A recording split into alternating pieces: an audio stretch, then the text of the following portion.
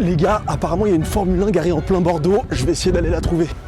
Oh bordel, elle est là. Oh, regardez-moi cette beauté. Bah ouais, ça c'est une Formule 1. Bon, j'avoue comme ça on dirait pas, mais laisse-moi t'expliquer. Tu dois le savoir, les arbres ont la capacité d'absorber le carbone, notamment le CO2, et de le stocker dans sa biomasse ou dans le sol. Et forcément, plus un arbre grandit vite, plus il capture de CO2. Jusque là, ça va. Maintenant, si on se fie à la théorie, les arbres qui devraient pouvoir capter le plus de carbone sont ceux avec des racines longues et fines pour absorber plein d'eau et de nutriments, de grandes et fines feuilles pour capter un max de lumière, et beaucoup de nutriments et de molécules dans ces feuilles pour transformer rapidement le CO2 en biomasse comme le bois. Exactement comme celui-là. Donc cet arbre c'est comme une Formule 1, il a les caractéristiques pour être le plus performant possible. Mais dans la réalité, ça marche pas vraiment comme ça. Cette espèce d'arbre, elle a besoin d'un milieu hyper favorable pour exprimer tout son potentiel. Et même si elle paraît idéale et optimisée, finalement elle l'est pas tant que ça dans un environnement pas adapté. Comme une Formule 1 dans un chemin de terre, pas adapté. Bon, c'est pas une surprise, les forêts sont hyper importantes dans l'atténuation du changement climatique. Donc si on arrive à les améliorer en ayant les espèces d'arbres optimales pour capter un max de carbone en fonction de l'environnement local,